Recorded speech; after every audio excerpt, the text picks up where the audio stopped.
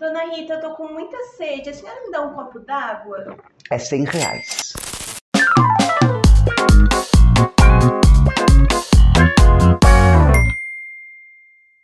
Oi, meu sanjinho, esse é o Rita em 5 minutos, um vidinho curto que a gente discute um tema. O tema do vídeo de hoje é: se te choca a ideia de que alguém possa cobrar R$100 num litro d'água durante uma crise sanitária, ou uma crise climática, ou uma crise ambiental, por exemplo, talvez você seja anticapitalista. A nossa reflexão se inicia a partir de uma notícia que circulou nas redes, foi também noticiada pela imprensa, depois houve um debate se ela era uma notícia verdadeira ou uma notícia falsa. A respeito de que, durante os deslizamentos, e a crise climática que a gente teve aqui no litoral de São Paulo, alguns estabelecimentos estariam sendo reportados a vender água a mais de R$100 o litro. Não existe crítica moral ao capital. Por isso que o seu Carlinhos está fazendo uma descrição material desse sistema. E a crítica é material. Materialmente, esse sistema tende à crise, se perpetua por exploração e depende da injustiça e da desigualdade para prosperar. Quando não na sua região,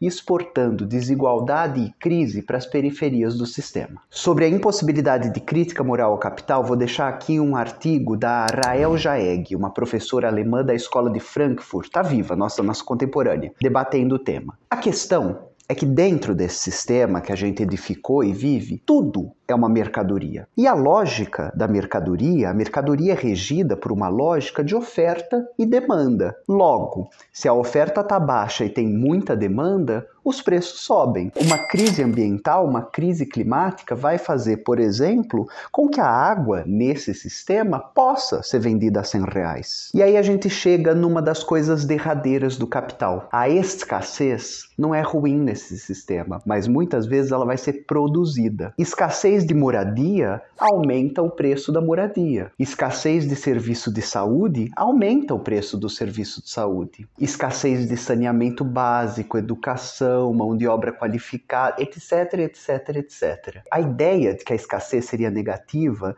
não condiz com o capital. Dentro do capitalismo, para que as mercadorias se valorizem, um dos seus recursos é a escassez. Ela pode ser produzida. E aí também a gente tromba na ideia da liberdade do sistema. O capitalismo é um sistema de liberdade. Meus anjos, a gente está falando isso para vocês desde sei lá quando. A Angela Davis fala sempre: não existe liberdade quando há necessidade.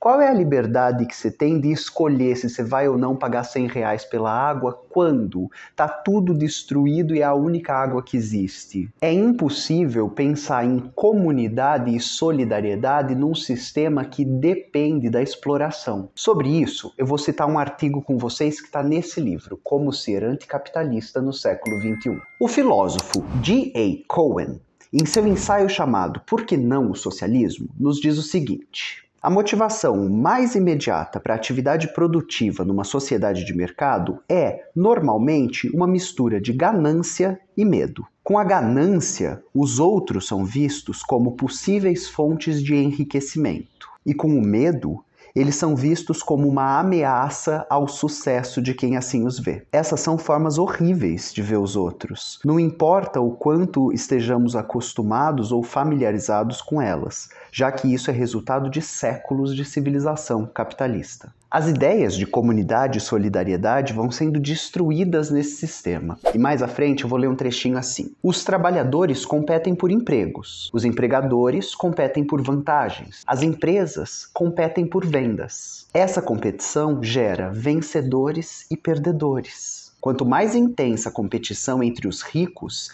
mais ganância e medo são reforçados por motivações operacionais individualizadas, que acabam contribuindo com os elementos corrosivos do capitalismo. Bom, mas é aí que entra a justiça, né? A justiça que no capital não é uma mercadoria. Ai, Monás, Então tá. Então, se a água tá R$100, você pode recorrer ao Procon. Ô meu anjo, como que você vai recorrer ao Procon morrendo de sede, desesperado para comprar água, para levar água para sua família? Tá me entendendo? E aí o Procon te diz, você deve documentar com a nota fiscal. Ou seja, primeiro você compra, depois você reclama. Ou então documentar e abrir um processo, que pode levar de 1 a 100 anos. Ou então pode acabar como um desses processos aqui. Quando o André Mendonça nega anular a condenação de uma mãe que roubou fralda para poder ter para os filhos. Ou então quando a justiça no estado de São Paulo sentenciou uma mãe com 5 filhos à cadeia porque ela roubou Coca-Cola, suco em pó e miojo. O Supremo Tribunal de Justiça vai precisar ser ativado para que a sentença seja revertida. Caso contrário, ela seria presa.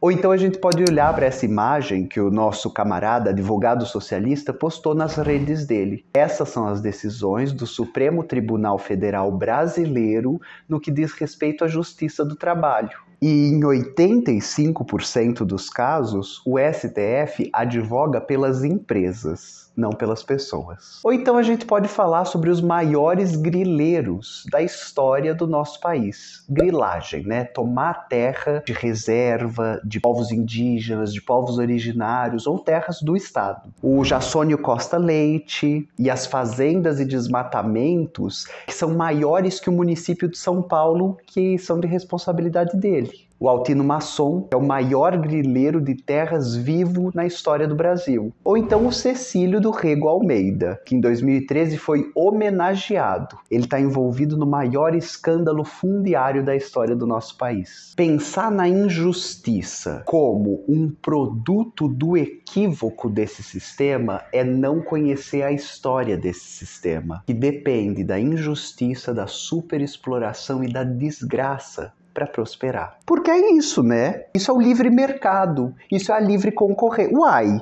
não tem que regular. É o sonho do anarcocapitalista. Uai, ele tem a água, é mercadoria dele, laissez-faire, laissez-passer. Deixa que ele cobre o quanto ele quiser, o produto é dele. Se alguém quiser pagar, paga. Se não quiser, toma lama. Se o fato de alguém cobrar R$100 por uma garrafa d'água durante uma crise humanitária te choca, talvez você seja anticapitalista. E eu te convido para continuar acompanhando os canais e encontrar uma forma de coletivizar a sua luta. Até o próximo vídeo. Beijinho. Tchau.